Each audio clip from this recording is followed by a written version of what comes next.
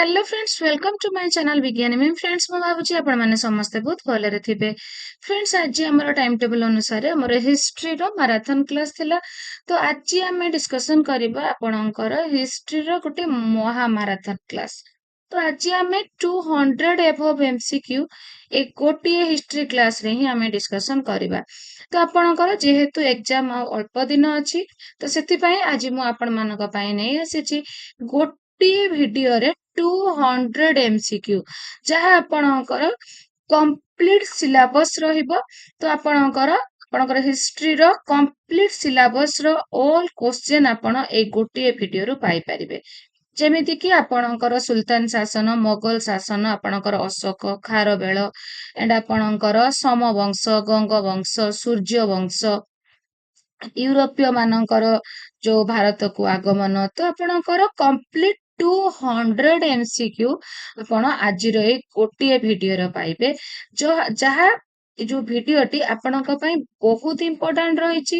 And friends, ଏଇ 200 MCQ ରୁ exam ରେ ନିଶ୍ଚୟ କ୍ୱେଶ୍ଚେନ ଆସିବ ଫ୍ରେଣ୍ଡସ୍, ନୋ ଡାଉଟ୍। ତ ସେଥିପାଇଁ ଭଲ ଭାବେ ରିଭିଜନ କରନ୍ତୁ। ତ ଫ୍ରେଣ୍ଡସ୍, ଯଦି ଆପଣମାନଙ୍କୁ ମୋର ଭିଡିଓ ଭଲ ଲାଗୁଥାଏ, ଲାଇକ୍, ସେୟାର ଆଣ୍ଡ କମେଣ୍ଟ କରିବାକୁ ଆଦୌ ବି ଭୁଲିବେ ନାହିଁ। ଚ୍ୟାନେଲରେ ନୂଆ ଥିଲେ ଯଦି ସବସ୍କ୍ରାଇବ କରୁଛନ୍ତି, ମୋର ଅଲ୍ ମାରାଥନ ଆଣ୍ଡ ମହାମାରାଥନ କ୍ଲାସ୍ ପ୍ରଥମେ ଆପଣମାନଙ୍କ ପାଖରେ ପହଞ୍ଚିବ। ତ ଫ୍ରେଣ୍ଡସ୍, ଯଦି ଆପଣ ସବସ୍କ୍ରାଇବ କରି ଚ୍ୟାନେଲରେ ଜଏନ୍ କରି ଯାଉଛନ୍ତି, ତ ମୋର ଯୋଉ ମେମ୍ବର୍ସ ଅନଲି ଭିଡିଓ, ଯୋଉ ଇମ୍ପୋର୍ଟାଣ୍ଟ ଭିଡିଓ ଗୁଡ଼ିକ ରହିଛି, ତାକୁ ମଧ୍ୟ ଆପଣ ଇଜିଲି ଦେଖିପାରିବେ। ଯଦି ଆପଣ ଚ୍ୟାନେଲରେ ଜଏନ୍ କରୁଛନ୍ତି, ତ ସେଠି ଆପଣଙ୍କର କମ୍ପ୍ଲିଟ ଜିଓଗ୍ରାଫିର ଯୋଉ ସର୍ଟକଟ୍, ଆପଣଙ୍କର ଯୋଉ ସବୁ ନୋଟ୍ସ ଗୁଡ଼ିକ ଅଛି, ଆଣ୍ଡ ଇଂଲିଶର ଆପଣଙ୍କର ଚଙ୍କିଂ, ଷ୍ଟ୍ରେସ୍, ଇଣ୍ଟୋନେସନ ଉପରେ ଯୋଉ ଥିଓରି କ୍ଲାସ୍ ଅଛି, ଏମିତି ଇମ୍ପୋର୍ଟାଣ୍ଟ ଭିଡିଓ ସବୁ ଅଛି।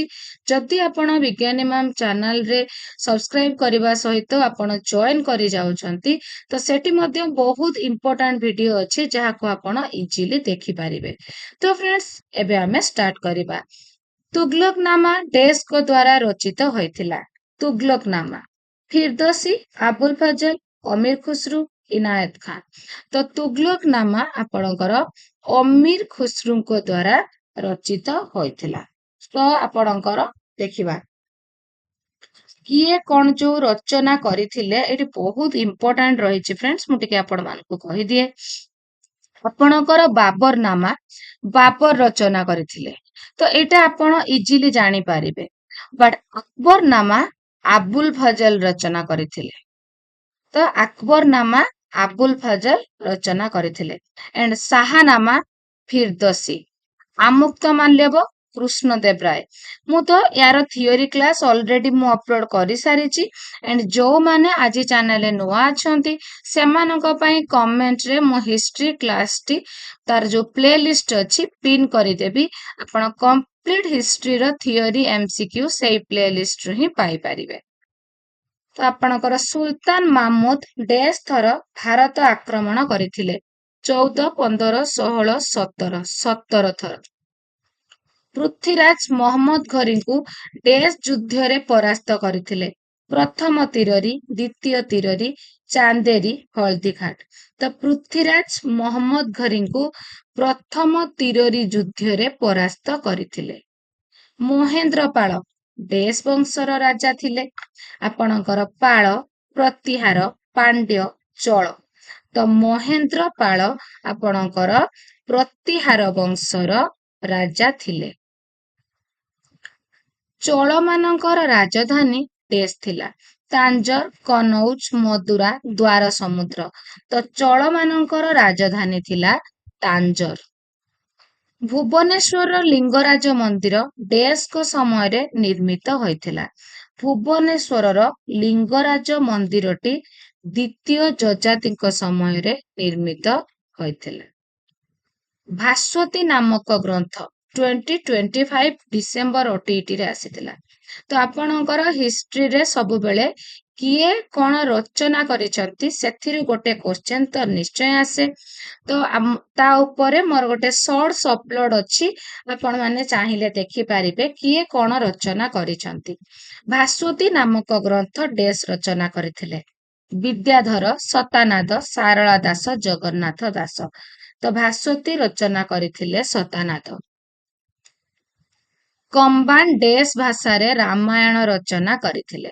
ତେଲୁଗୁ, ତାମିଲ, କନ୍ନଡ଼, ଓଡ଼ିଆ। ତ କମ୍ବାନ ଡେସ୍ ଭାଷାରେ ରାମାୟଣ ରଚନା କରିଥିଲେ? ଆପଣଙ୍କର ତାମିଲ ଭାଷାରେ। ତାମିଲ ଭାଷାରେ। ଗୋପୁରମ ଡେସ୍ ଭାରତୀୟ ମନ୍ଦିର ଗୁଡ଼ିକରେ ଦେଖାଯାଏ? ଉତ୍ତର ଭାରତ, ଦକ୍ଷିଣ ଭାରତ, ପୂର୍ବ ଭାରତ, ପଶ୍ଚିମ ଭାରତ। ତ ଗୋପୁରମଟି ଆପଣଙ୍କର ଦକ୍ଷିଣ ଭାରତୀୟ ମନ୍ଦିର ଗୁଡ଼ିକରେ ଦେଖାଯାଏ। ଡେସ୍ କଳିଙ୍ଗ ସ୍ଥାପତ୍ୟର ନିଦର୍ଶନ? ସୋମନାଥ ମନ୍ଦିର, ରାଜରାଜେଶ୍ୱର ମନ୍ଦିର, ତିଲୱାରା ମନ୍ଦିର, ମୁକ୍ତେଶ୍ୱର ମନ୍ଦିର। ତ କଳିଙ୍ଗ ସ୍ଥାପତ୍ୟର ନିଦର୍ଶନ, କଳିଙ୍ଗ ସ୍ଥାପତ୍ୟର ନିଦର୍ଶନ ହଉଛି ଆପଣଙ୍କର ମୁକ୍ତେଶ୍ୱର ମନ୍ଦିର। ଡେସ୍ ଅଦ୍ୱୈତବାଦର ପ୍ରଚାରକ? Very very important question. Shankar ହଉଛନ୍ତି ଅଦ୍ୱୈତବାଦର ପ୍ରଚାରକ। ଅମୀର ଖୁସରୁଙ୍କ ଅମୀର ଖୁସରୁଙ୍କ ଡେସ୍ ମହମ୍ମଦ ବିନ୍ ତୁଗଲକଙ୍କ କାର୍ଯ୍ୟକାଳ ସମ୍ପର୍କରେ ବର୍ଣ୍ଣନା କରିଥାଏ? ମହମ୍ମଦ ବିନ୍ ତୁଗଲକଙ୍କ କାର୍ଯ୍ୟକାଳ ସମ୍ପର୍କରେ ଆପଣଙ୍କର ଅମୀର ଖୁସରୁଙ୍କର କୋଉଥିରେ ଲେଖାଯାଇଛି? ତ ଅମୀର ଖୁସରୁଙ୍କର ଯୋଉ ତୁଗଲକନାମା, ସେଥିରେ ମହମ୍ମଦ ବିନ୍ ତୁଗଲକଙ୍କ କାର୍ଯ୍ୟକଳାପ ସମ୍ପର୍କରେ ଲେଖାଯାଇଛି। ତ ଯେହେତୁ ମହମ୍ମଦ ବିନ୍ ତୁଗଲକଙ୍କ କଥା ରହୁଛି, ତ ଆପଣ ଇଜିଲି ଲେଖିପାରିବେ ତୁଗଲକନାମା। ଅମୀର ଖୁସରୁଙ୍କ ଡେସ୍ ଆଲାଉଦ୍ଦିନ ଖିଲଜୀଙ୍କ ରାଜ୍ୟଜୟ ସମ୍ପର୍କରେ ବର୍ଣ୍ଣନା କରିଥାଏ? ଅମୀର ଖୁସରୁଙ୍କ କୋଉଥିରେ ଆଲାଉଦ୍ଦିନ ଖିଲଜୀଙ୍କ ରାଜ୍ୟଜୟ ସମ୍ପର୍କରେ ଲେଖାହେଇଛି? ଆପଣଙ୍କର ଖାଜାଇନ ଉଲ ଫୁତୁ। ଡେସ୍‌ରୁ ନାନକଙ୍କ ନୀତିବାଣୀ ସମ୍ପର୍କରେ ସୂଚନା ମିଳିଥାଏ? ନାନକଙ୍କ ନୀତିବାଣୀ ସମ୍ପର୍କରେ ଆପଣ ସୂଚନା ପାଇବେ ଆଦି ଗ୍ରନ୍ଥରୁ। କୃଷ୍ଣଦେବରାୟଙ୍କର ଡେସ୍ ପୁସ୍ତକରୁ ବିଜୟନଗର ରାଜ୍ୟ ଏବଂ ଏହାର ଶାସନ ବିଷୟରେ ଜଣାପଡ଼ିଥାଏ? ତ କୃଷ୍ଣଦେବରାୟଙ୍କ ଆମୁକ୍ତମାଲ୍ୟବ ପୁସ୍ତକରୁ। ବାବରନାମାର ଅନ୍ୟ ନାମ? ତ ବାବରନାମାର ଅନ୍ୟ ନାମ କଣ? ଖାଜାଇନ ଉଲ ଫୁତୁ, ତୁଜୁକି ବାବରୀ, ହୁମାୟୁନ ନାମା, ଶାହଜାହାନ ନାମା। ତ ବାବରନାମାର ଆପଣଙ୍କର ଅନ୍ୟ ନାମଟି କଣ? ତୁଜୁକ ଇ ବାବରୀ। ଡେସ୍ ପ୍ରତିହାର ବଂଶର ରାଜଧାନୀ ଥିଲା? ତାଞ୍ଜର, କନୌଜ, ଦ୍ୱାର ସମୁଦ୍ର, ମଦୁରା। ତ ପ୍ରତିହାର ବଂଶର ରାଜଧାନୀ ଥିଲା ଆପଣଙ୍କର କନୌଜ। ମାମୁଦ ଡେସ୍ ଖ୍ରୀଷ୍ଟାବ୍ଦରେ ସୋମନାଥ ମନ୍ଦିର ଲୁଣ୍ଠନ କରିଥିଲେ? ମାମୁଦ 1025। ଡେସ୍ ମାନଙ୍କର ପତନ ପରେ ଯାଦବ ବଂଶର ଶାସନ ଆରମ୍ଭ ହେଲା? ପାଣ୍ଡ୍ୟ, ଚାଲୁକ୍ୟ, ଚୋଳ, ହୟଶାଳ। ତ ଆପଣଙ୍କର ଚାଲୁକ୍ୟ ମାନଙ୍କର ପତନ ପରେ ଯାଦବ ବଂଶର ଶାସନ ଆରମ୍ଭ ହୋଇଥିଲା। ଶଙ୍କର ଶିକ୍ଷା ଦେଇଥିଲେ ଯେ କେବଳ ଡେସ୍ ସାହାଯ୍ୟରେ ଈଶ୍ୱରଙ୍କୁ ଉପାସନା କରିହବ? ପୂଜା, ଭକ୍ତି, ପ୍ରେମ, ଜ୍ଞାନ। ତ ଶଙ୍କର ଶିକ୍ଷା ଦେଇଥିଲେ ଯେ କେବଳ ଜ୍ଞାନ ସାହାଯ୍ୟରେ ଈଶ୍ୱରଙ୍କୁ ଉପାସନା କରିହବ। ତ ଶଙ୍କର କହିଥିଲେ ଜ୍ଞାନ ବିଷୟରେ। ମନ୍ଦିର ଭିତରକୁ ଯିବା ପାଇଁ ପ୍ରବେଶ ଦ୍ୱାରକୁ ଡେସ୍ କୁହାଯାଏ? ଶିଖର, ଗୋପୁରମ, ନାଟ ମନ୍ଦିର, ଭୋଗମଣ୍ଡପ। ମନ୍ଦିର ଭିତରକୁ ଯିବା ପାଇଁ ଥିବା ପ୍ରବେଶ ଦ୍ୱାରକୁ ଗୋପୁରମ ବୋଲି କୁହାଯାଏ, ଯାହା ଆପଣଙ୍କର ଦକ୍ଷିଣ ଭାରତ ମନ୍ଦିର ମାନଙ୍କରେ ଦେଖାଯାଏ। ଆଲପ୍ତଗିନ ଡେସ୍ ରାଜ୍ୟ ସ୍ଥାପନ କରିଥିଲେ? କାନ୍ଦାହାର, ଘୋର, ଗଜନି, କାବୁଲ। ତ ଆଲପ୍ତଗିନ ଗଜନି ରାଜ୍ୟ ସ୍ଥାପନ କରିଥିଲେ। ଦ୍ୱିତୀୟ ତିରୋରୀ ଯୁଦ୍ଧରେ ଡେସ୍ ପରାସ୍ତ ହୋଇଥିଲେ? ମହମ୍ମଦ ଘୋରୀ, ପୃଥ୍ୱୀରାଜ ଚୌହାନ, ମାମୁଦ, କୁତବୁଦ୍ଦିନ ଆଇବାକ। ତ ଦ୍ୱିତୀୟ ତିରୋରୀ ଯୁଦ୍ଧରେ ଡେସ୍ ପରାସ୍ତ ହୋଇଥିଲେ? ଦ୍ୱିତୀୟ ତିରୋରୀ ଯୁଦ୍ଧରେ ପୃଥ୍ୱୀରାଜ ଚୌହାନ ପରାସ୍ତ ହୋଇଥିଲେ। ଡେସ୍ ତାମିଲ ଭାଷାରେ ରାମାୟଣ ରଚନା କରିଥିଲେ? ନାନାୟ, କମ୍ବାନ, ପୋନା, ଟିକାନା। ତ ତାମିଲ ଭାଷାରେ ରାମାୟଣ ରଚନା କରିଥିଲେ କମ୍ବାନ। ଡେସ୍ କହିଥିଲେ ପ୍ରେମ ଓ ଭକ୍ତି ମାଧ୍ୟମରେ ଈଶ୍ୱର ମିଳିପାରିବେ। ରାମାନୁଜ, ଶଙ୍କର, ନିମ୍ବାର୍କ, ତୁକାରାମ।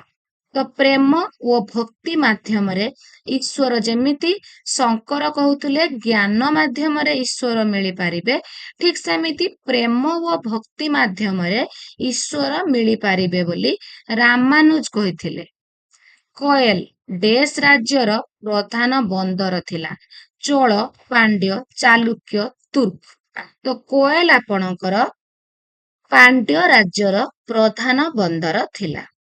ତାଞ୍ଜୋର ଠାରେ ଶିବ ମନ୍ଦିର କିଏ ନିର୍ମାଣ କରାଇଥିଲେ? ତାଞ୍ଜୋର ଠାରେ ଶିବ ମନ୍ଦିର ପ୍ରଥମ ରାଜରାଜ ନିର୍ମାଣ କରାଇଥିଲେ। ତ ତାଞ୍ଜୋର ଠାରେ ଶିବ ମନ୍ଦିର ପ୍ରଥମ ରାଜରାଜ ନିର୍ମାଣ କରାଇଥିଲେ। ଭାରତରେ ତୁର୍କ ଶାସନର ପ୍ରତିଷ୍ଠାତା ଡେସ୍ ଅଟନ୍ତି? ଭାରତରେ ଯୋଉ ତୁର୍କ ଶାସନ ପ୍ରତିଷ୍ଠା କରିଥିଲେ ସେ ହଉଛନ୍ତି ମହମ୍ମଦ ଘରୀ। ମହମ୍ମଦ ଘରୀ। ତ ହୟଶାଳ ମାନଙ୍କର ରାଜଧାନୀ ଡେସ୍ ଥିଲା? ହୟଶାଳ ମାନଙ୍କର ରାଜଧାନୀ ଥିଲା ତାଞ୍ଜୋର, ମଦୁରା, ଦ୍ୱାର ସମୁଦ୍ର, କନୌଜ। ତ ହୟଶାଳ ମାନଙ୍କର ରାଜଧାନୀ ଥିଲା ଦ୍ୱାର ସମୁଦ୍ର। ତ ଫ୍ରେଣ୍ଡସ୍, ପ୍ରତିହାର ମାନଙ୍କର, ହୟଶାଳ ମାନଙ୍କର ରାଜଧାନୀ ଗୁଡିକ ନିଶ୍ଚୟ ମନେ ରଖିବେ। ଡେସ୍ ତହକିକ୍ ଇ ହିନ୍ଦ ପୁସ୍ତକ ରଚନା କରିଥିଲେ? ଅମୀର ଖୁସରୁ, ହୁମାୟୁନ, ଇନାୟତ ଖାଁ, ଆଲବେରୁଣି। ତ ତହକିକ୍ ଇ ହିନ୍ଦ ପୁସ୍ତକ ରଚନା କରିଥିଲେ ଆପଣଙ୍କର ଆଲବେରୁଣି। ଜଗନ୍ନାଥ ମନ୍ଦିରର ଉଚ୍ଚତା ପ୍ରାୟ ଡେସ୍ ମିଟର ଅଟେ? ତ ଫ୍ରେଣ୍ଡସ୍, ଆପଣଙ୍କର ସମ, ଗଙ୍ଗ, ସୂର୍ଯ୍ୟବଂଶ ଏଣ୍ଡ ଆପଣଙ୍କର ଅଶୋକ ଖାରବେଳ, ଏଗୁଡିକ ଉପରେ କମ୍ପ୍ଲିଟ ନୋଟ୍ସ କ୍ଲାସ୍ ମୁଁ ଅପଲୋଡ କରିଛି। ଯୋଉମାନେ ମୋ ଚ୍ୟାନେଲରେ ନୂଆ ଅଛନ୍ତି, ମୋ କମେଣ୍ଟରେ ଯୋଉ ହିଷ୍ଟ୍ରି କ୍ଲାସଟି ପିନ୍ କରିଦେବି, ଆପଣ ସେଠୁ ଇଜିଲି ଯାଇକି ସବୁ ନୋଟ୍ସ କ୍ଲାସ ଗୁଡିକ ଦେଖିପାରିବେ। ନୋଟ୍ସ ଦେଖିବା ସହିତ ଏ ଯୋଉ 200 MCQ ର ମହାମାରାଥନଟି ଆପଣ ଦେଖି ଦଉଛନ୍ତି, ଦେଖିବେ ଆପଣଙ୍କର ହିଷ୍ଟ୍ରି ବହୁତ ଆପଣଙ୍କୁ ଇଜି ଲାଗିବ। ଜଗନ୍ନାଥ ମନ୍ଦିରର ଉଚ୍ଚତା କେତେ ମିଟର? 66 ମିଟର। କନ୍ନଡ଼ ଭାଷା ଡେସ୍ ରାଜ୍ୟରେ ସୃଷ୍ଟି ହୋଇଥିଲା? ଆନ୍ଧ୍ରପ୍ରଦେଶ, ଦିଲ୍ଲୀ, ମହାରାଷ୍ଟ୍ର, ମହୀଶୂର। ତ ଆପଣଙ୍କର କନ୍ନଡ଼ ଭାଷାଟି ମହୀଶୂରରେ ସୃଷ୍ଟି ହେଇଥିଲା। ମହୀଶୂରରେ ସୃଷ୍ଟି ହୋଇଥିଲା। ନେକ୍ସଟ ଦେଖିବା ଫ୍ରେଣ୍ଡସ୍, କବି ଫିରଦୋଷୀ କେଉଁ ଗ୍ରନ୍ଥ ରଚନା କରି ଜନମାନସରେ ଅମର ହୋଇ ରହିଛନ୍ତି? ଫିରଦୋଷୀଙ୍କର କଣ? ଶାହାନାମା। ମାମୁଦ କେଉଁ ବିଦ୍ୱାନ ବ୍ୟକ୍ତିଙ୍କୁ ଭାରତ ସମ୍ପର୍କରେ ଜ୍ଞାନ ଆହରଣ କରିବା ପାଇଁ ପଠାଇଥିଲେ? ମାମୁଦ କାହାକୁ ଭାରତକୁ ପଠେଇଥିଲେ? ମାମୁଦ ପଠେଇଥିଲେ ଆଲବେରୁଣିଙ୍କୁ। ମହମ୍ମଦ ଘରୀ କେତେ ଖ୍ରୀଷ୍ଟାବ୍ଦରେ ପ୍ରଥମେ ଭାରତ ଆକ୍ରମଣ କରିଥିଲେ? 1025, 1191, 1175, 1192। ତ ଆପଣଙ୍କର ମହମ୍ମଦ ଘରୀ କେତେ ଖ୍ରୀଷ୍ଟାବ୍ଦରେ ପ୍ରଥମେ ଭାରତ ଆକ୍ରମଣ କରିଥିଲେ? ଆପଣଙ୍କର 1175ରେ ପ୍ରଥମେ ମହମ୍ମଦ ଘରୀ ଭାରତ ଆକ୍ରମଣ କରିଥିଲେ। ନିମ୍ନୋକ୍ତ ରାଜବଂଶ ମଧ୍ୟରୁ ରାମଚନ୍ଦ୍ର ଦେବ କେଉଁ ରାଜବଂଶର ରାଜା ଥିଲେ? ହୟଶାଳ, ଚୋଳ, ପାଣ୍ଡ୍ୟ, ଯାଦବ। ଯାଦବ ବଂଶ। ରାଜଶେଖର କେଉଁମାନଙ୍କ ରାଜସଭାର ପ୍ରଖ୍ୟାତ କବି ଥିଲେ? ରାଜଶେଖର। ଚୋଳ, ପାଣ୍ଡ୍ୟ, ପ୍ରତିହାର, ଯାଦବ।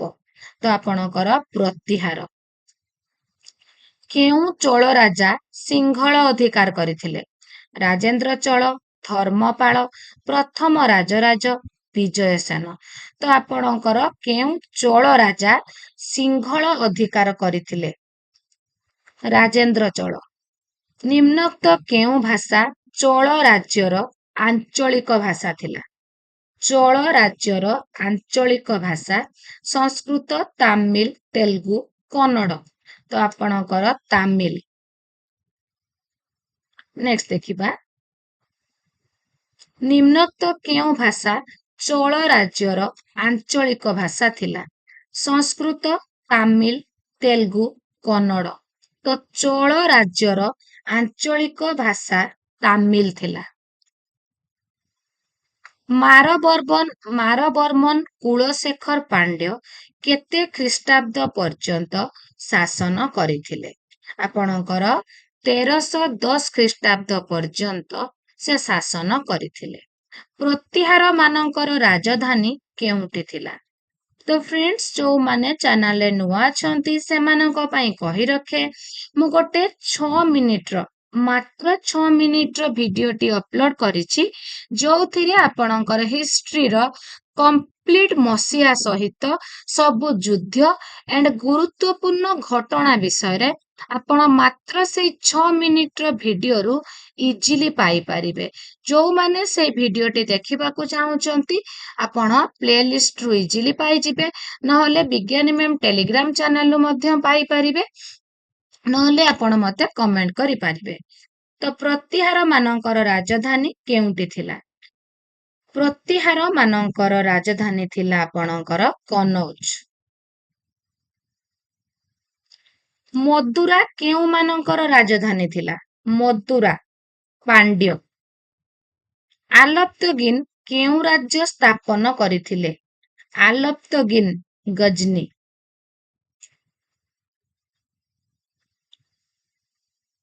ଦ୍ୱିତୀୟ ତିରୋରୀ ଯୁଦ୍ଧରେ କିଏ ପରାସ୍ତ ହେଇଥିଲେ?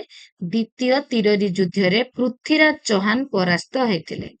କିଏ ତାମିଲ ଭାଷାରେ ରାମାୟଣ ରଚନା କରିଥିଲେ? କମ୍ବାନ। ନିମ୍ନୋକ୍ତ ମଧ୍ୟରୁ ତେଲୁଗୁ ଭାଷାରେ ମହାଭାରତ କିଏ ରଚନା କରିଛନ୍ତି? ତ ତାମିଲ ଭାଷାରେ ରାମାୟଣ କମ୍ବାନ ଲେଖିଛନ୍ତି। ବଟ୍ ଆପଣଙ୍କର ତେଲୁଗୁ ଭାଷାରେ ମହାଭାରତ ନାନାଏ ଲେଖିଛନ୍ତି। ଚୋଳ ମାନଙ୍କର ରାଜଧାନୀ କେଉଁଠାରେ ଥିଲା? ଚୋଳ ମାନଙ୍କର ରାଜଧାନୀ ତାଞ୍ଜାଭୁର। କେଉଁ ଶତାବ୍ଦୀର ଶେଷ ଭାଗରେ ଚୋଳ ରାଜ୍ୟର ପତନ ଘଟିଥିଲା?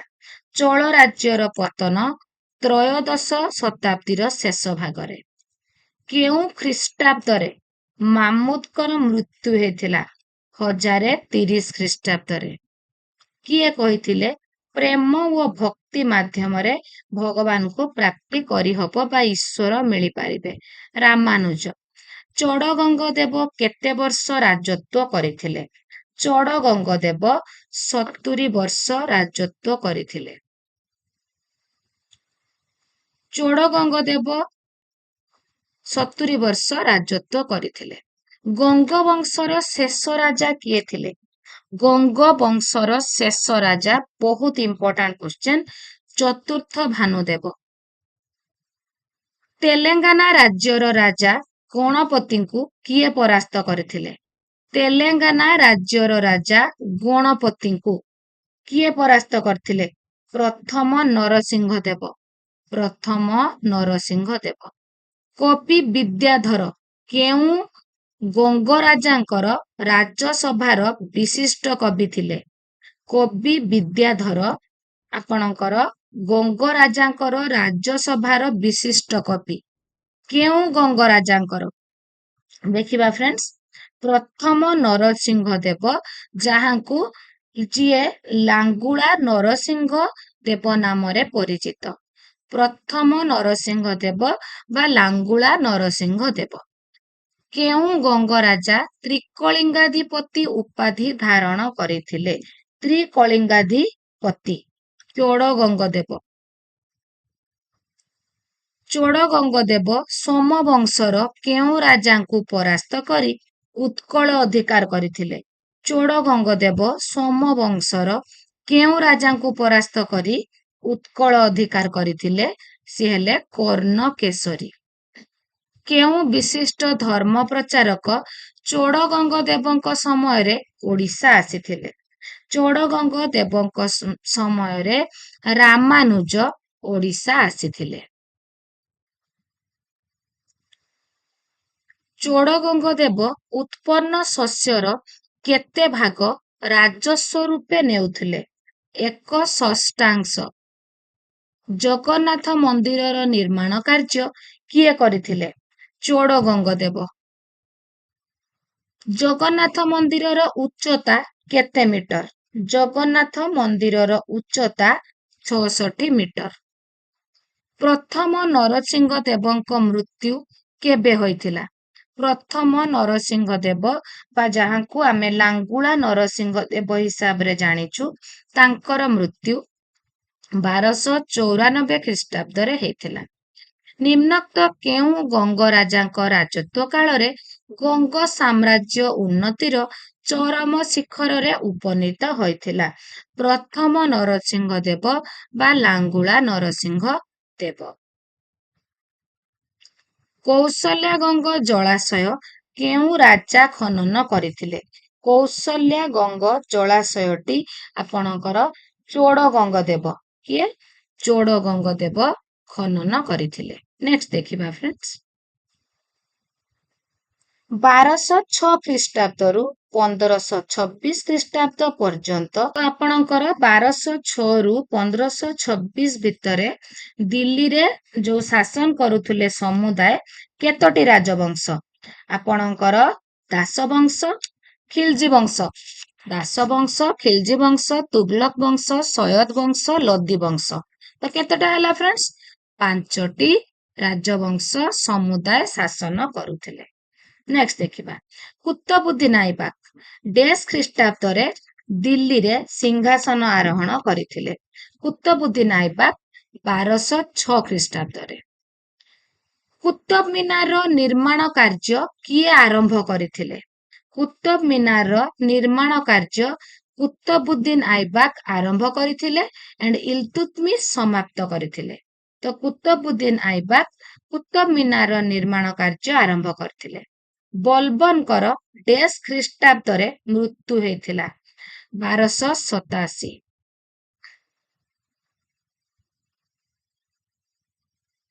ପଦ୍ମିନୀ ଡେସ୍ ରାଜ୍ୟର ରାଣୀ ଥିଲେ?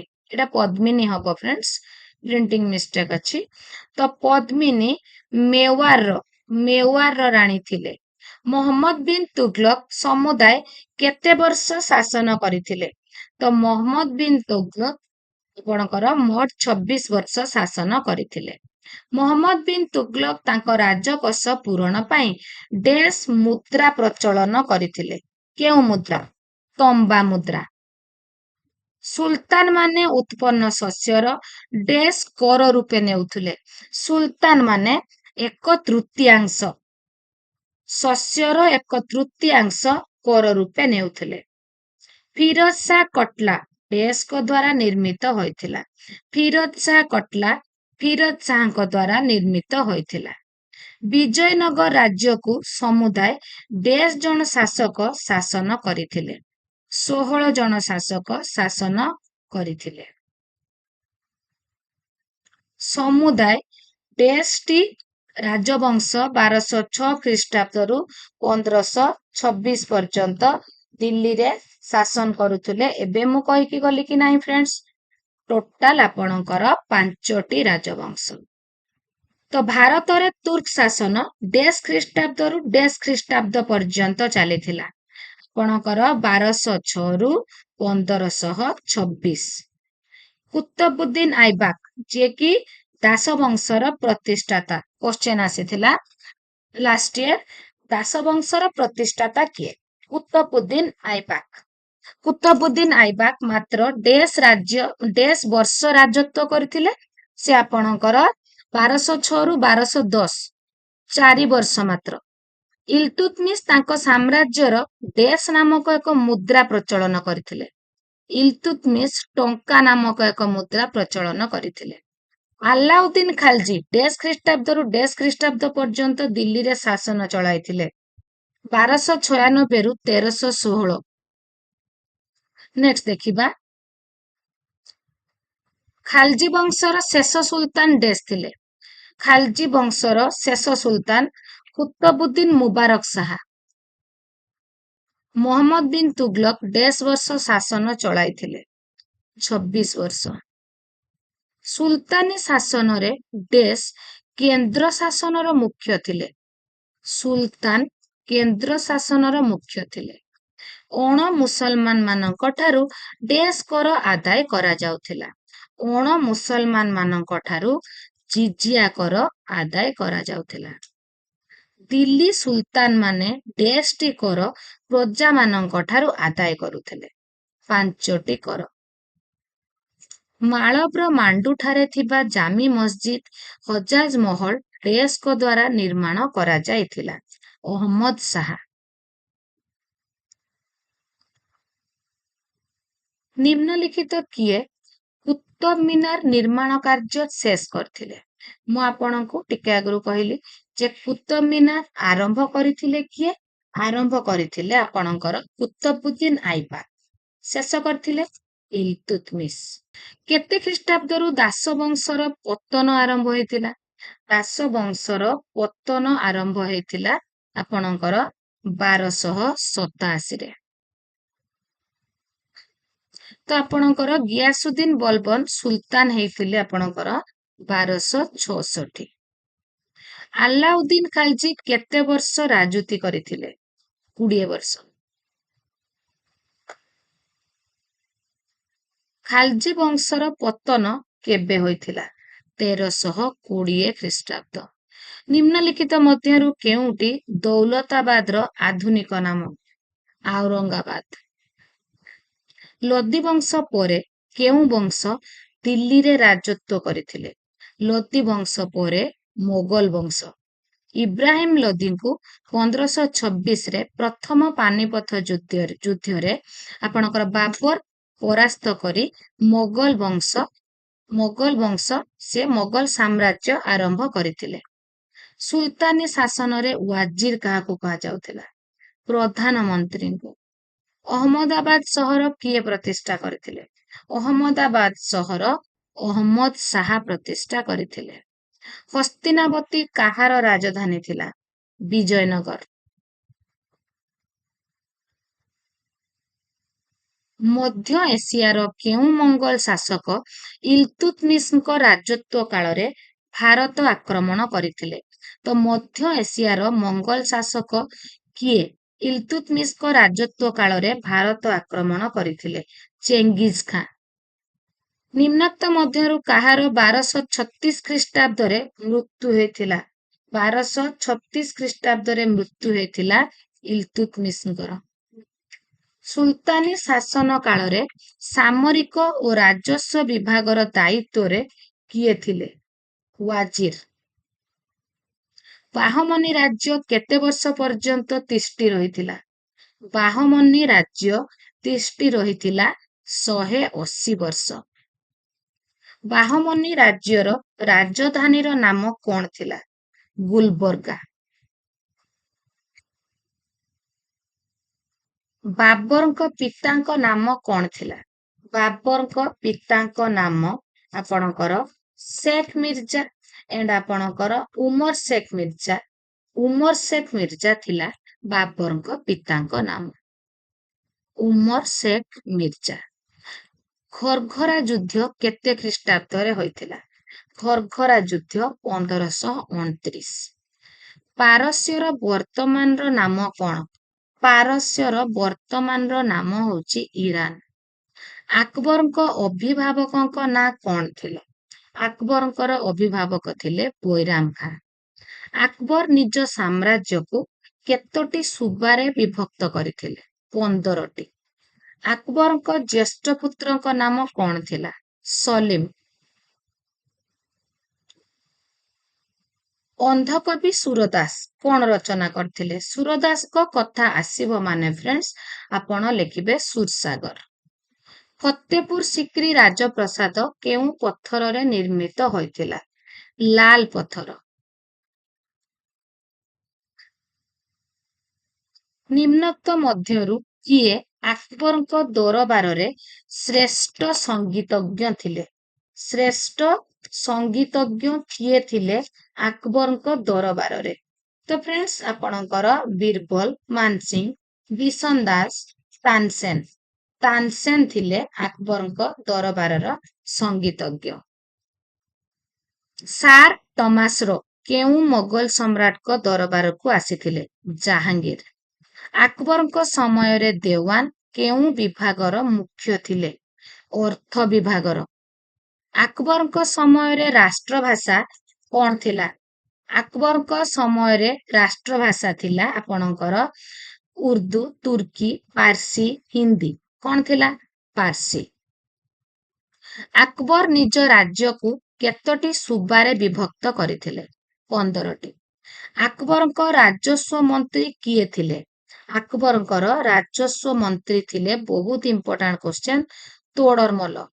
ରାମଚରିତ ମାନସର ରଚୟିତା କିଏ? ରାମଚରିତ ମାନସର ରଚୟିତା ତୁଳସୀ ଦାସ। ଜାହାଙ୍ଗୀର କେତେ ଖ୍ରୀଷ୍ଟାବ୍ଦରେ ନୂରଜାହାଁଙ୍କୁ ବିବାହ କରିଥିଲେ? ନୂରଜାହାଁଙ୍କୁ ବିବାହ କରିଥିଲେ 1611। ଶାହାଜାହାନ କେଉଁ ନଗରୀ ପ୍ରତିଷ୍ଠା କରିଥିଲେ? କେଉଁ ନଗରୀ? ଶାହାଜାହାନାବାଦ। ତେଗ ବାହାଦୁର କିଏ? ତେଗ ବାହାଦୁର ହଉଛନ୍ତି ଶିଖ ମାନଙ୍କର ନବମ ଗୁରୁ। ନିମ୍ନଲିଖିତ ମଧ୍ୟରୁ କେଉଁଟି ଅନ୍ଧ କବି ସୂରଦାସ ଲେଖିଥିଲେ? ସୁରସାଗର। ଦିଲ୍ଲୀର ଲାଲକିଲ୍ଲାର ନିର୍ମାତା କିଏ? ଶାହାଜାହାନ। କେଉଁ ରାଜପୁତ ରାଜା ଜାହାଙ୍ଗୀରଙ୍କ ସହିତ ସନ୍ଧି କରି ବଶତା ସ୍ୱୀକାର କରିଥିଲେ? ଅମର ସିଂ। ନିମ୍ନୋକ୍ତ କେଉଁ ଶତାବ୍ଦୀରେ ଆରମ୍ଭରେ ବାବର ଭାରତ ଆକ୍ରମଣ କରିଥିଲେ? ତ ବାବର ଭାରତ ଆକ୍ରମଣ କରିଥିଲେ ଷୋଡଶ ଶତାବ୍ଦୀରେ। ବାବର ରାଣା ସଂଘକୁ କେଉଁଠାରେ ପରାସ୍ତ କରିଥିଲେ? ଖାନୱା। ଶେରଶାହ ଭାରତରେ କେଉଁ ସାମ୍ରାଜ୍ୟ ପ୍ରତିଷ୍ଠା କରିଥିଲେ? ଶେରଶାହ। ଶେରଶାହ ଆଫଗାନ ସାମ୍ରାଜ୍ୟ। ବାବରନାମା କେଉଁ ଭାଷାରେ ଲିଖିତ? ବାବରନାମା ତୁର୍କୀ ଭାଷାରେ।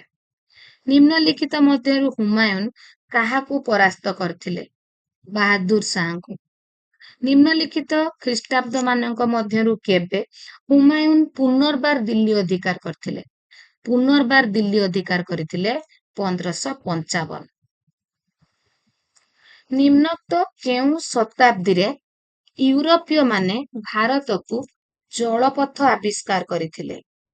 ଜଳପଥ ଆବିଷ୍କାର କରିଥିଲେ ତ୍ରୟୋଦଶ, ପଞ୍ଚଦଶ, ଷୋଡଶ, ସପ୍ତଦଶ। ପଞ୍ଚଦଶ ଶତାବ୍ଦୀରେ। 1453 ଖ୍ରୀଷ୍ଟାବ୍ଦରେ କେଉଁମାନେ କନଷ୍ଟାଣ୍ଟିନୋପଲ ଅଧିକାର କରିଥିଲେ? କନଷ୍ଟାଣ୍ଟିନୋପଲ ଅଧିକାର କରିଥିଲେ ତୁର୍କମାନେ। ବାର୍ଥଲୋମିଓ ଡାଏଜ କେଉଁ ଦେଶର ନାବିକ ଥିଲେ? ପର୍ତ୍ତୁଗାଲ। ଉତ୍ତମାସା ଅନ୍ତରୀପ କେଉଁ ମହାଦେଶର ଦକ୍ଷିଣ ସୀମାରେ ଅବସ୍ଥିତ? ଆଫ୍ରିକା। ନିମ୍ନୋକ୍ତ କିଏ ଜଳଯାତ୍ରା କରି 1498 ଖ୍ରୀଷ୍ଟାବ୍ଦରେ ଭାରତର ପଶ୍ଚିମ ଉପକୂଳରେ ଥିବା କାଲିକଟ ନାମକ ସ୍ଥାନରେ ପହଞ୍ଚିଥିଲେ? ତ କାଲିକଟ ନାମକ ସ୍ଥାନରେ ପହଞ୍ଚିଥିଲେ ଆପଣଙ୍କର ଭାସ୍କୋଡ ଗାମା। ତ ଭାସ୍କୋଡ ଗାମା ଜଳଯାତ୍ରା କରି 1498 ଖ୍ରୀଷ୍ଟାବ୍ଦରେ ଭାରତର ପଶ୍ଚିମ ଉପକୂଳରେ ଥିବା କାଲିକଟ ଠାରେ ପହଞ୍ଚିଥିଲେ। ନିମ୍ନୋକ୍ତ ମଧ୍ୟରୁ ପର୍ତ୍ତୁଗାଲର ରାଜଧାନୀ। ପର୍ତ୍ତୁଗାଲର ରାଜଧାନୀ କୋଉଟା ଥିଲା? ଲିସବନ। ପର୍ତ୍ତୁଗୀଜ ମାନଙ୍କର ପ୍ରଥମ ଗଭର୍ଣ୍ଣର କିଏ ଥିଲେ? ପ୍ରଥମ ଗଭର୍ଣ୍ଣର ଆପଣଙ୍କର Francisco de Almeida. Francisco de Almeida Portuguese ମାନଙ୍କର ପ୍ରଥମ ଗଭର୍ଣ୍ଣର ଥିଲେ।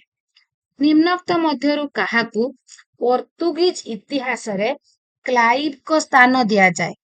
କ୍ଲାଇଭଙ୍କ ସ୍ଥାନ ଦିଆଯାଏ ଆପଣଙ୍କର ଆଲବୁକର୍କୁ। ନିମ୍ନୋକ୍ତ କିଏ ଭାରତକୁ ଜଳଯାତ୍ରାରେ ବାହାରି ଆମେରିକାରେ ପହଞ୍ଚିଥିଲେ? କଲମ୍ବସ ଆମେରିକା ଆବିଷ୍କାର କରିଥିଲେ। ଆମେରିକାରେ ପହଞ୍ଚିଥିଲେ। ଦିନାମାର ମାନେ ବଙ୍ଗଦେଶର ନିମ୍ନୋକ୍ତ କେଉଁ ସ୍ଥାନରେ ବାଣିଜ୍ୟ କୋଠି ସ୍ଥାପନ କରିଥିଲେ? ଦିନାମାର ମାନେ ଶ୍ରୀରାମପୁର ଠାରେ। ଇଂଲଣ୍ଡର ରାଜା ପ୍ରଥମ ଜେମ୍ସ ସାର ଟମାସର ନାମକ ରାଜଦୂତଙ୍କୁ ଭାରତର କେଉଁ ମୋଗଲ ସମ୍ରାଟଙ୍କ ଦରବାରକୁ ପଠାଇଥିଲେ? ଆକବର, ଶାହାଜାହାନ, ଜାହାଙ୍ଗୀର, ଔରଙ୍ଗଜେବ। ତ ଇଂଲଣ୍ଡର ରାଜା ପ୍ରଥମ ଜେମ୍ସ ସାର ଟମାସର ନାମକ ରାଜଦୂତଙ୍କୁ ଜାହାଙ୍ଗୀର। ପ୍ରଥମ କର୍ଣ୍ଣାଟକ ସମର କେଉଁ ଖ୍ରୀଷ୍ଟାବ୍ଦ ମଧ୍ୟରେ ହୋଇଥିଲା? ପ୍ରଥମ କର୍ଣ୍ଣାଟକ ସମର 1664 ରୁ 1715। 1664 ରୁ 1715। କାହାର ଧର୍ମନୀତି ମୋଗଲ ସାମ୍ରାଜ୍ୟର ପତନ ପାଇଁ ଦାୟୀ ଥିଲା? ମୋଗଲ ସାମ୍ରାଜ୍ୟର ପତନ ପାଇଁ ଦାୟୀ ଥିଲା। କାହାର ଧର୍ମନୀତି ମୋଗଲ ସାମ୍ରାଜ୍ୟର ପତନ ପାଇଁ ଦାୟୀ ଥିଲା? ଔରଙ୍ଗଜେବଙ୍କର ଧର୍ମନୀତି ମୋଗଲ ସାମ୍ରାଜ୍ୟର ପତନ ପାଇଁ ଦାୟୀ ଥିଲା। କିଏ ଭାରତରୁ ମୟୂର ସିଂହାସନ ନେଇଯାଇଥିଲେ?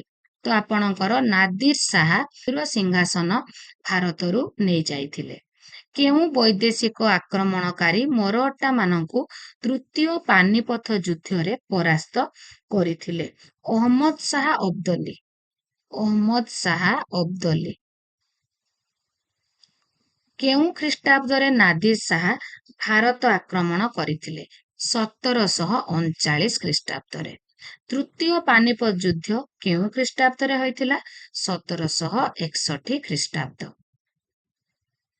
ଡେସ୍ ସୂର୍ଯ୍ୟବଂଶର ପ୍ରତିଷ୍ଠାତା? ସୂର୍ଯ୍ୟବଂଶର ପ୍ରତିଷ୍ଠାତା ହେଉଛନ୍ତି ଆପଣଙ୍କର କପିଳେନ୍ଦ୍ର ଦେବ।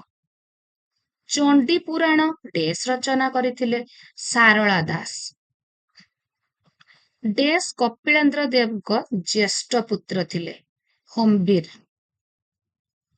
ଅଭିନବ ଗୀତ ଗୋବିନ୍ଦର ରଚୟିତା? ଅଭିନବ ଗୀତ ଗୋବିନ୍ଦର ରଚୟିତା ପୁରୁଷୋତ୍ତମ ଦେବ। ଡେସ୍ ଓଡ଼ିଶାର ଶେଷ ସ୍ୱାଧୀନ ରାଜା ଥିଲେ? ମୁକୁନ୍ଦ ହରିଚନ୍ଦନ। ଡେସ୍ ସୂର୍ଯ୍ୟବଂଶର ରାଜାମାନେ ଡେସ୍ ଉପାଧିରେ ଭୂଷିତ ହୋଇଥିଲେ?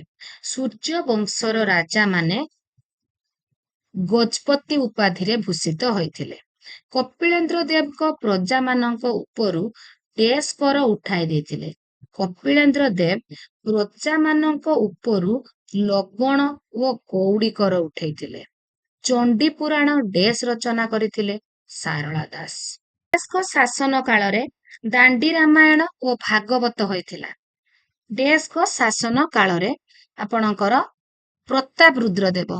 ପ୍ରତାପ ରୁଦ୍ରଦେବଙ୍କ ଶାସନ କାଳରେ ଦାଣ୍ଡି ରାମାୟଣ ଓ ଭାଗବତ ହୋଇଥିଲା। ଜଗନ୍ନାଥ ମନ୍ଦିର ବେଢା ଭିତରେ ଡେସ୍ ମୁକ୍ତି ମଣ୍ଡପ ନିର୍ମାଣ କରିଥିଲେ? ମୁକ୍ତି ମଣ୍ଡପ ନିର୍ମାଣ କରିଥିଲେ ଆପଣଙ୍କର ପ୍ରତାପ ରୁଦ୍ରଦେବ। ସାଲୁଅ ନରସିଂହ ଡେସ୍ ରାଜ୍ୟର ରାଜା ଥିଲେ? ସାଲୁଅ ନରସିଂହ ଉଦୟଗିରି। ଡେସ୍ଙ୍କ ରାଜତ୍ୱ କାଳରେ ଗଜପତି ସାମ୍ରାଜ୍ୟର ପତନ ଆରମ୍ଭ ହେଲା? ଗଜପତି ସାମ୍ରାଜ୍ୟର ପତନ ଆରମ୍ଭ ହେଲା ପ୍ରତାପ ରୁଦ୍ରଦେବଙ୍କ ସମୟରେ। ଜଗନ୍ନାଥ ବଲ୍ଲଭ ନାଟକ କିଏ ରଚନା କରିଥିଲେ? ଜଗନ୍ନାଥ ବଲ୍ଲଭ ନାଟକ ରଚନା କରିଥିଲେ ରାୟ ରାମାନନ୍ଦ। ଆପଣଙ୍କର ଏଇ ରଚନା କିଏ କରିଥିଲେ କେଉଁ କାବ୍ୟ ସେଥିରୁ ତ କ୍ୱେଶ୍ଚନ ନିଶ୍ଚୟ ଆସିବ। ତ ସରସ୍ୱତୀ ବିଳାସ ଏକ ଡେସ୍? ସରସ୍ୱତୀ ବିଳାସ ଏକ ହିନ୍ଦୁ ଆଇନ ଗ୍ରନ୍ଥ। କଟକ ନିକଟ ଧବଳେଶ୍ୱର ମନ୍ଦିରର ନିର୍ମାତା କିଏ ଥିଲେ? ପ୍ରତାପ ରୁଦ୍ରଦେବ। ରାମଚନ୍ଦ୍ର ଭଞ୍ଜ କେଉଁ ଅଞ୍ଚଳର ରାଜା ଥିଲେ? ସାରଙ୍ଗଗଡ଼। ସୂର୍ଯ୍ୟବଂଶର କେଉଁ ନରପତି ଶ୍ରୀ ଚୈତନ୍ୟଙ୍କ ଦ୍ୱାରା ବୈଷ୍ଣବ ଧର୍ମରେ ଦୀକ୍ଷିତ ହୋଇଥିଲେ? ପ୍ରତାପ ରୁଦ୍ରଦେବ। ଗୋବିନ୍ଦ ବିଦ୍ୟାଧରଙ୍କ ପରେ ଓଡ଼ିଶାରେ କିଏ ରାଜତ୍ୱ କରିଥିଲେ? ଚକ୍ରପ୍ରତାପ। ଚକ୍ରପ୍ରତାପ। କଳା ପାହାଡ଼ କିଏ? କଳା ପାହାଡ଼ ଆପଣଙ୍କର କାହାଙ୍କୁ କଳା ପାହାଡ଼ କୁହାଯାଇଛି? ସୁଲେମାନ କରାଣୀଙ୍କ ସେନାପତି। ସୁଲେମାନ କରାଣୀଙ୍କ ସେନାପତିଙ୍କୁ କଳା ପାହାଡ଼ କୁହାଯାଏ। ନିମ୍ନୋକ୍ତ ମଧ୍ୟରୁ କିଏ ଭକ୍ତି ଭାଗବତ ଲେଖିଥିଲେ? ଭକ୍ତି ଭାଗବତ ଜୀବଦେବ ଆଚାର୍ଯ୍ୟ। ଜୀବଦେବ ଆଚାର୍ଯ୍ୟ। ମୁକୁନ୍ଦ ଦେବ କେବେ ଓଡ଼ିଶାର ରାଜା ହେଇଥିଲେ? 1560 ଖ୍ରୀଷ୍ଟାବ୍ଦ। ମୁକୁନ୍ଦ ଦେବ କେଉଁ ରାଜବଂଶର ଜନ୍ମ ଗ୍ରହଣ କରିଥିଲେ? ଚାଲୁକ୍ୟ ରାଜବଂଶ।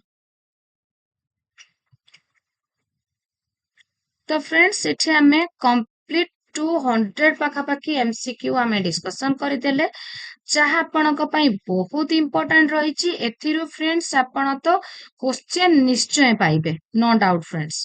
तो फ्रेंड्स या भल भाव प्रैक्टिस करंतु एग्जाम पर्यंत आपणकर रिविजन बहुत टाइम रही तो आपण भल भाव प्रैक्टिस करंतु जदि आपण मोर जो हिस्ट्री प्ले लिस्ट अच्छी ताको भल भाव प्रैक्टिस करि दउचंती आपण निश्चय हिस्ट्री रो जो क्वेश्चन पड़िबो आपण इजीली आंसर दे पारिबे फुल मार्क निश्चय पाइबे। तो फ्रेंड्स आज पई एतिकी टेक केयर।